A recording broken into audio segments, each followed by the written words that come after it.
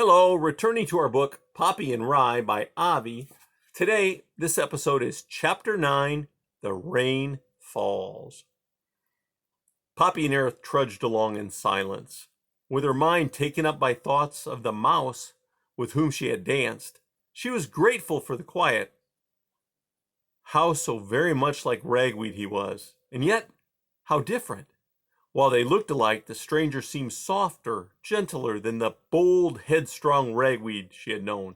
Certainly this mouse was more romantic. Was he, Poppy kept wondering, a dream or not? If he was a dream, he was the best dream she'd ever had. Still, she hoped he was real. If her dance partner had been real, how could she find him again? Of course, it was impossible that he had been Ragweed. But the mouse clearly was a golden mouse. If there was one golden mouse in the area, perhaps there would be others. Did that mean she was nearing Ragweed's home? As they walked, Poppy hummed the snippet of tune she had composed for her dance. So preoccupied was Poppy by her musings that she failed to notice that Aerith was frowning and grumbling even more than usual. What's that noise? He suddenly asked. It's me humming. I'm in no mood for music. How come? Forget it. Poppy paused to look at her friend closely. There was a look in his eyes she had never seen before. Aerith? She said, suddenly alarmed. What is it? Aerith looked a little sheepish. Bumblebee funk, never mind. Poppy offered a worried glance but chose to ask no more questions. In any case, she preferred to think about her dance. Once again, she began to hum her tune. The two friends continued west. When on occasion they met others on the path, a mole, a water rat, Poppy asked if they had ever heard of the brook. Much advice was offered, directions were given, and sure enough, another brook was found. Small and calm, it was very much what Poppy imagined she was looking for. To her disappointment, no golden mice lived thereabout. A resident otter did inform Poppy and Aerith that there was another pretty shallow brook, no further than 2 hills beyond in that direction.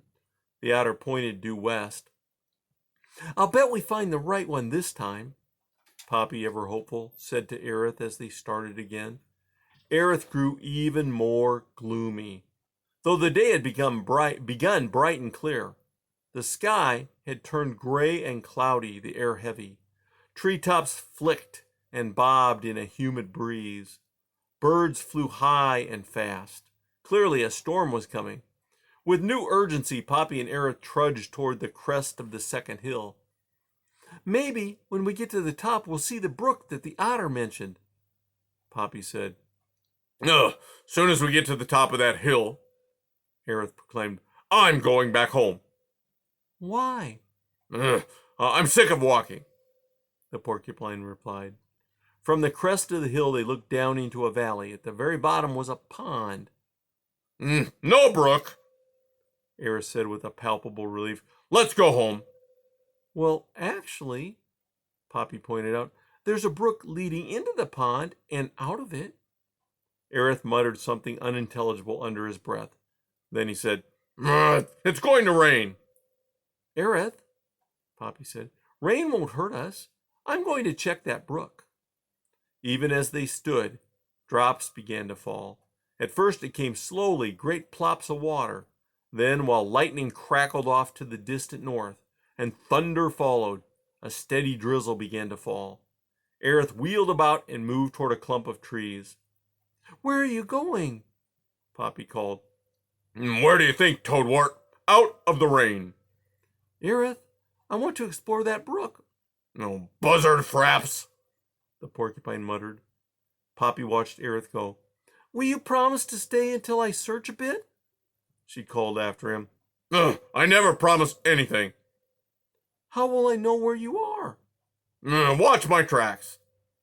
Poppy waited until Aerith reached a cottonwood tree and started to climb it. She noted its position and hurried down the path. By now the rain was falling steadily. For his part, Aerith looked around, saw which way Poppy was going, down the other side of the hill. then curled himself into a tight ball and closed his eyes. I never should have come, he muttered. Ragweed, nothing but ragweed. I thought I was her best friend. Poppy was approaching the pond. Halfway down the hill, she could see that it had been created by beavers. At one end was a dam, and Poppy could even observe a number of beavers hard at work. Some were swimming upon the pond's surface. Others were laboring on lodges. A few were working on the main dam, building it higher.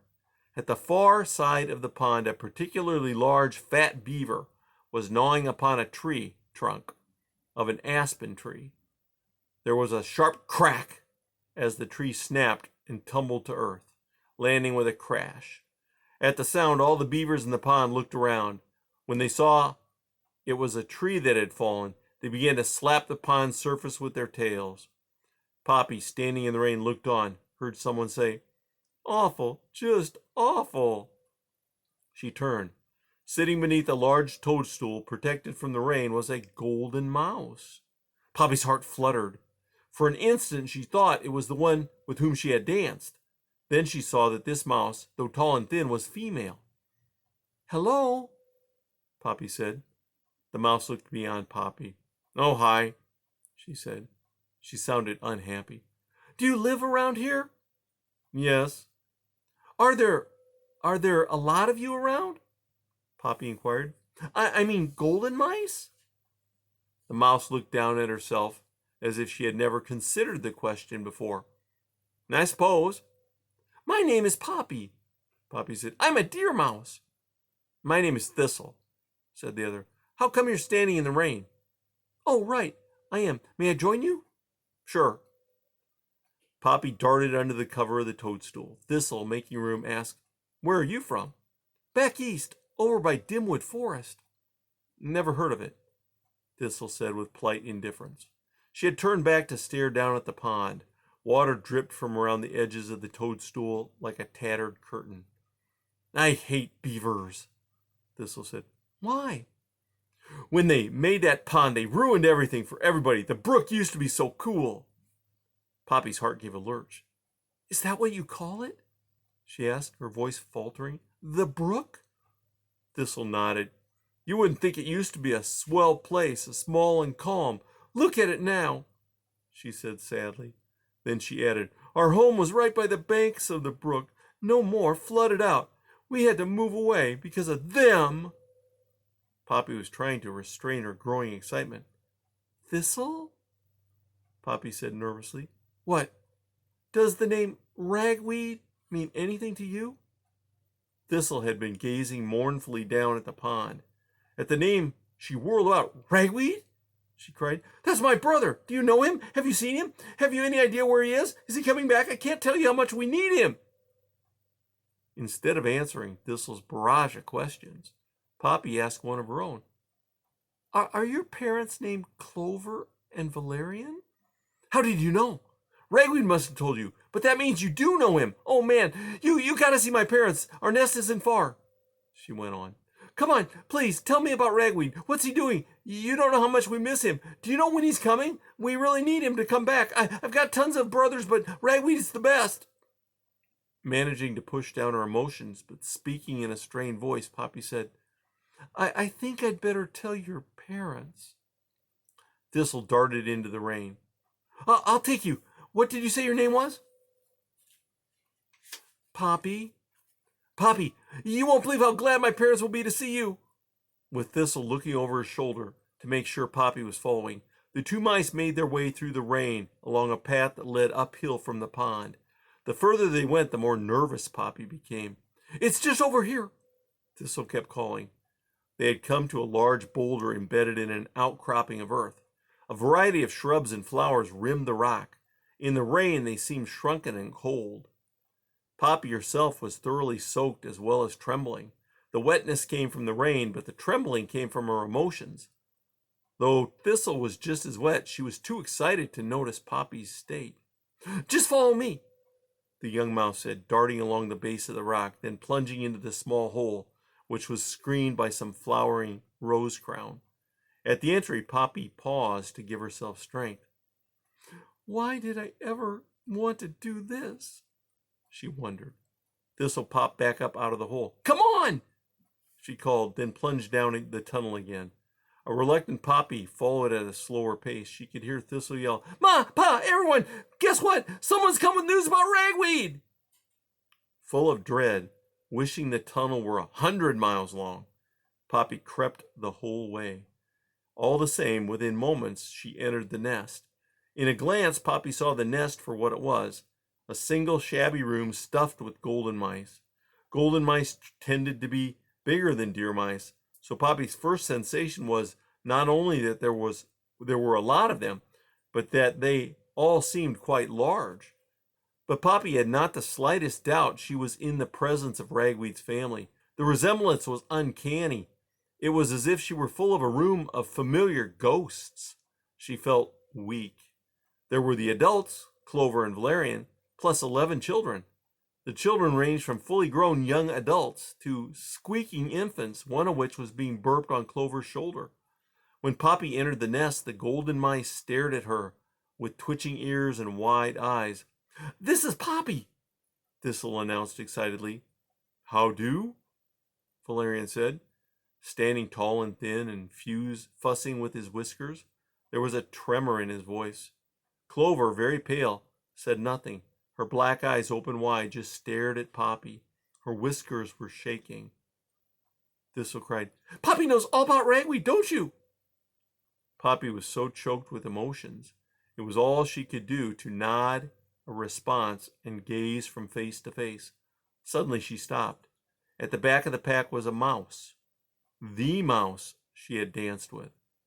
There was the same soft, sweet, noble face, the same right ear with a notch. Their eyes met and held. Poppy's heart fluttered. Grief, joy, relief, sadness, all mingled. But in such confusion she hardly knew what she felt. She lowered her eyes. Valerian, his voice husky, spoke up. "My dear Miss Mouse, do you have some news about our son Ragweed?" "Yes," Poppy managed to say. "What's happened to him?" Clover blurted out. When is he coming home?" Poppy found it impossible to speak. Instead, she sought out the face of the dancing partner. Once again, their eyes met. How she wished he were not there. How she wished she were not going to say what she had to say. "Please," she heard Clover beg as if from a distant place. "I really must know." As Clover spoke, she stood up, infant still in her arms, and reached a paw to touch Valerian, as if she were in need of steadying. Her round, heavy body seemed uncertain on its stumpy legs. Poppy turned back to Clover. "I'm afraid, Ragweed." The next word stuck. She could not speak the word. She had to force it out. "Ragweed is dead," she finally said, her voice tiny, utterly silent. "Dead?" a small voice, a youngster, echoed. "Dead?" Clover repeated. Poppy could only nod yes. Valerian cleared his throat. But how?" he managed to ask. "An owl killed him." "An owl?" someone said. Then all was silence again. Suddenly Clover sat down. "My own poor, sweet boy," she sobbed. Can you tell us more?" Valerian asked in a choked voice. Poppy closed her eyes. When she opened them, she sought out the face of the mouse with whom she had danced. When she found it, it was full of awful sadness. We were in love," Poppy said. "We were going to marry." "Oh, my," Clover murmured, putting a paw to her trembling lips. Valerian swallowed hard, cleared his throat, and said, "Poppy, we thank you for coming and telling us." He wiped a tear from one cheek and then the other. I thought you'd want to know," Poppy said softly. "That's why I came." The golden mice stared at Poppy as if she had spoken a strange language. Clover, letting escape a small squeak, even as she stroked the baby she was holding, said, "It's terrible, a terrible thing to live With great effort, Valerian drew himself up. Poppy, it was generous of you to come so far to bring us the news. You must be tired. I'm all right, Poppy said. You're welcome to stay with us as long as you'd like, he added. This is not where Ragweed was brought up. We've fallen on hard times, but our nest is your nest. The beaver sank our nest, one of the young children shouted. All the children began to talk at once. Poppy, I must ask you something, Clover suddenly said. In an instant, the nest became quiet again. Yes, please, Poppy said. I hoped you loved my son very much, Clover said. Poppy did not answer right away. Instead, she looked down at her toes, then up and around, seeking the face of the one with whom she had danced. He was gazing at her with a look of profound pain. Did you love him? Clover pressed. The question seemed urgent. Yes, Poppy said. I did, very much. Oh, my dear, Clover cried. Thrusting the baby she'd been holding into Valerian's paws, she rushed over to Poppy and gave her an engulfing hug. Poppy hugged her back. As she did, she saw from the corner of an eye the mouse she had danced with, his face awash with grief, rush past and fling himself up the tunnel. And that's the end of chapter 9.